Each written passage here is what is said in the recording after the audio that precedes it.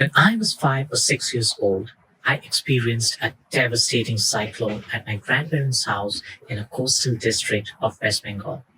It is my earliest memory of feeling absolutely helpless at the hands of Mother Nature.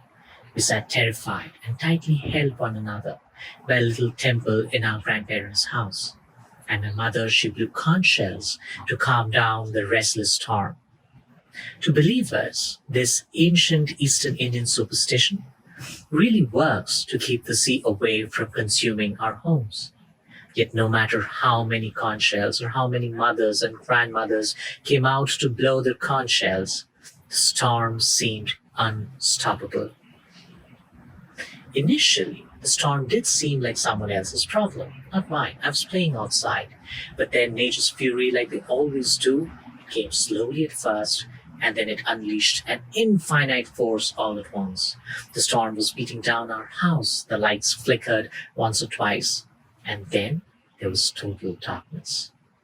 After we got accustomed to the darkness, in those momentary lightning flashes, we could see the roofs fly away, trees fall down from on other houses.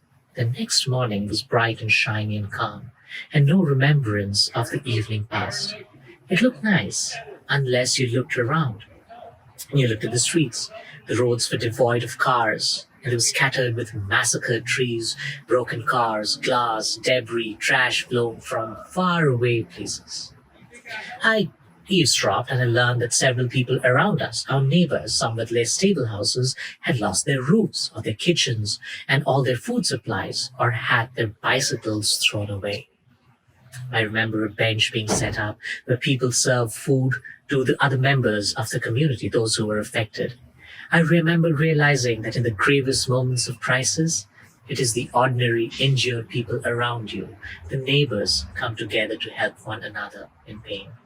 I remember the myth of superheroes and capes disappearing from my mind forever. The rest of the memories, they fade.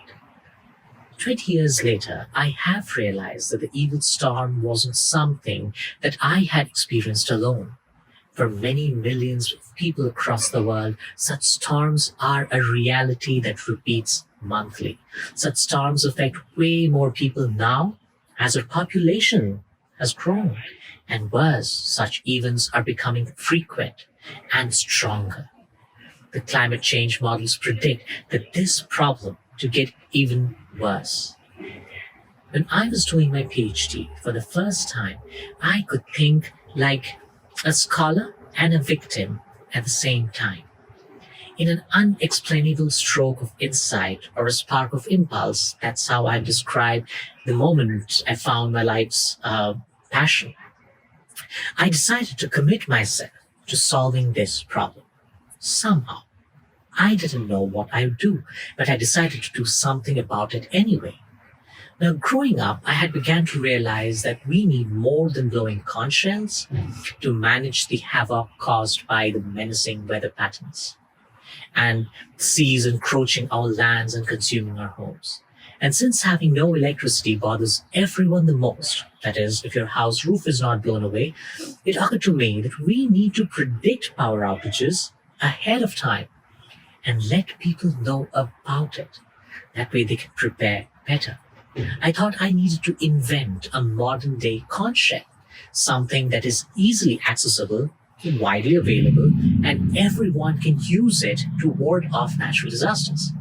Okay, I would build something like that. I smiled myself to sleep after I'd reached a point of clarity about what my life's work is going to be like. We all, irrespective of our social status or where we live, have a fundamental human right to ask for an opportunity to prepare better. Else climate change will be an unfair game. Rising populations and expanding cities will converge upon a world where the demand for water, food, energy grows exponentially, while the availability of these basic necessities becomes more unpredictable and scarce. God forbid, but if the climate models do turn out to be somewhat accurate, crises affecting underdeveloped economies and developing nations will exacerbate. It will lead to major geopolitical instability, wars that will require intervention from the United Nations. Not good. And what's worse, you and I, thirsty, hungry, in the dark, in the heat, no internet, filthy floodwaters at the doorsteps every few days, and then followed by drought, and then another erratic flood. Climate change will affect us disproportionately and unfairly, and we need to do something to square the game today.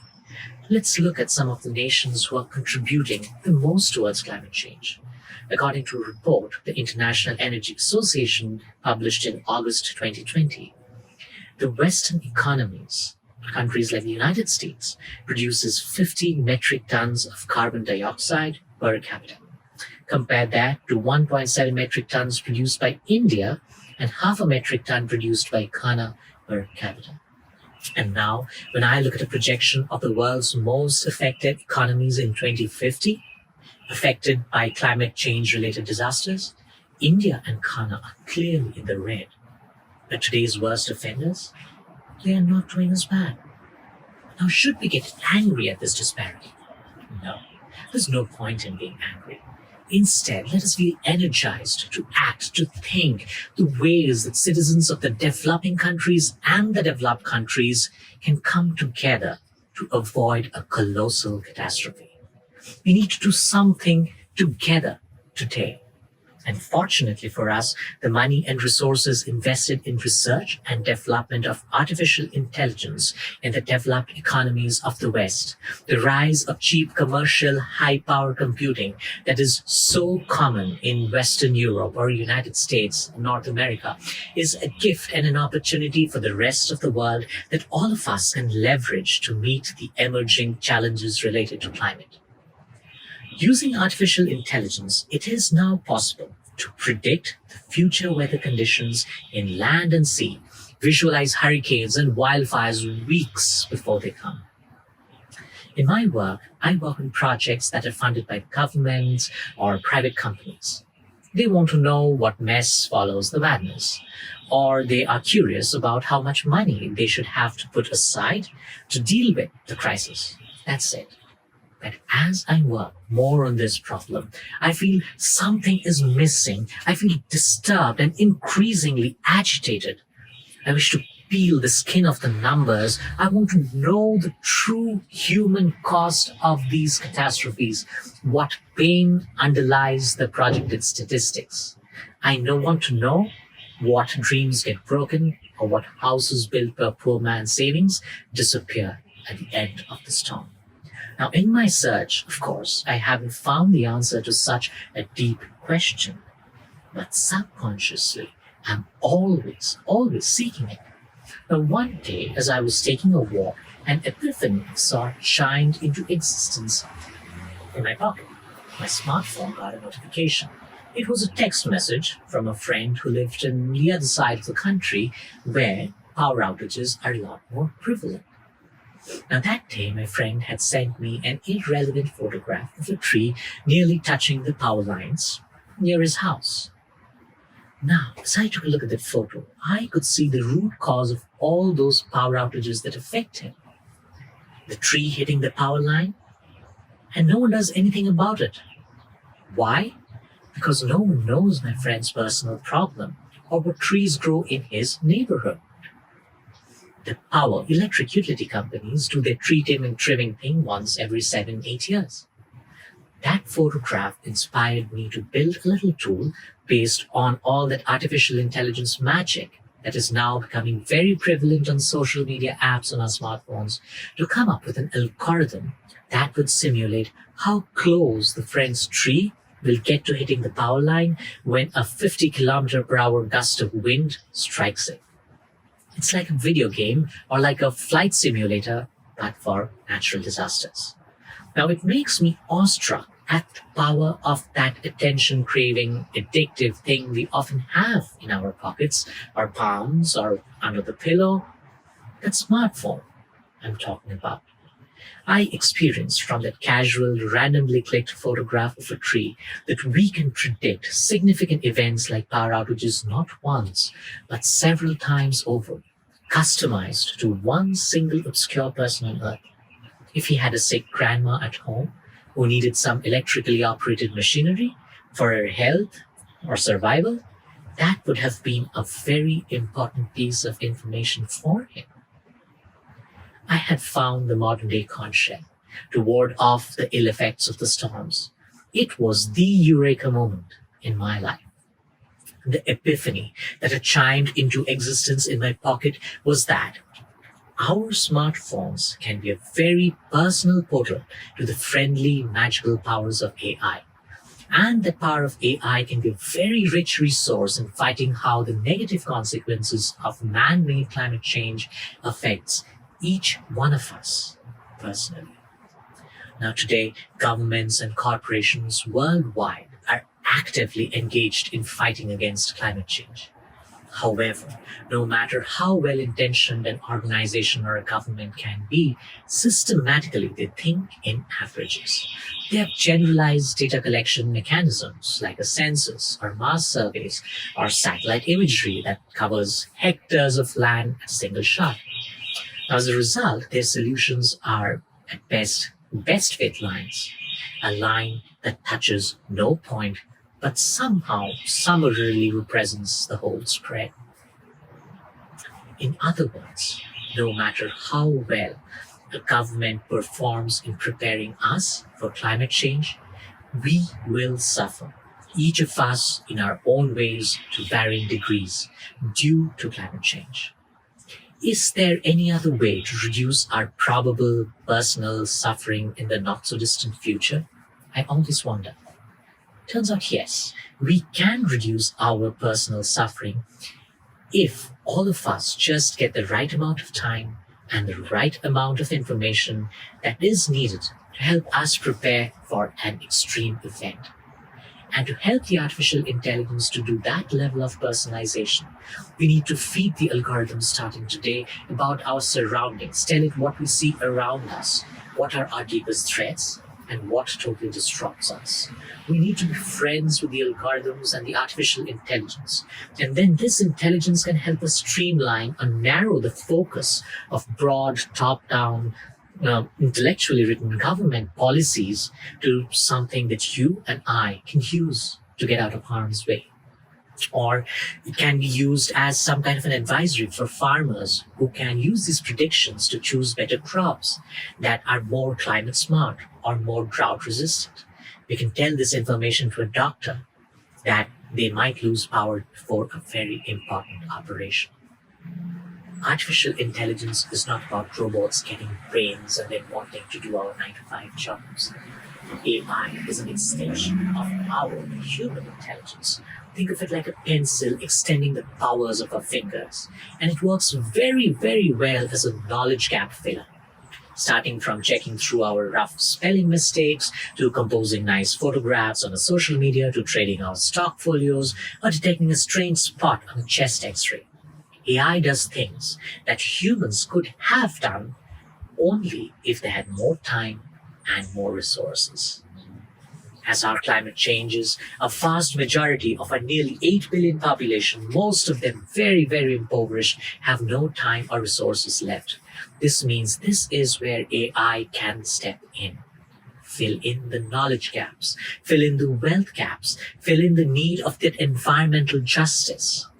We have to give algorithms the time so that we can use their resources to protect ourselves.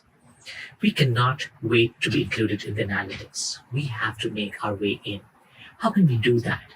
We can participate in building the artificial intelligence units that will be used to produce projections or forecasts in the future that governments can use or corporations can use to customize their solutions for us. And it can be used to uplift vast sections of society, the unrepresented, the unaccounted for, and make them aware, give them climate change related defense strategies in a very personal, customized way that works for everyone, no matter what the situation is. And this kind of personalization at scale can only be enabled by the power of AI, as they use in social networks or shopping websites, many of which we very frequently use. So the technology for creating personalized recommendation systems has been built. But for commerce, we need to adapt it, modify it to work for us in this climate change situation. Our personalized resilience strategies need to be served just like targeted advertising, but for real good, for real human benefits, for a real existential crisis of our times. The question is that for targeted advertising, companies leverage or have built social networks or search engines where we engage with. Is there something like that for climate change? The world, today everywhere, people are coming together to fight climate change. I want to share a few ideas on what we can do at the very least to play our part. One, become a citizen scientist. Take a picture of any environmental threat around you. Share it with other citizen scientists on citizen science platforms which you can easily find on the internet. It helps algorithms learn more about your surroundings. Contribute this data publicly so that scientists can use them. Number two, empower others to become citizen scientists. Donate a smartphone to a farmer and teach them on how they can use it. Ask them to archive their environmental frustrations or some sort of soil readings. And number three, ask for more data. As the planet heads deeper into a climate crisis, there will be many shameless, selfish people with narrow, myopic, short-term interests. They will share propaganda to leverage your fears. Always let us ask each other for more data and make decisions based on them. I stand for what shouldn't stand between us. Our circumstances shouldn't stand in the way of saving ourselves, our families from climate change. And we should act. The idea that I want to share with all of you is that we need to crowdsource our fight against climate change. We need to bring our own ropes and nails for the modern day Noah's Ark. And we need to use our smartphones as my mother and grandmother used the conch shells to keep the aggression of the seas away. Thank you very much.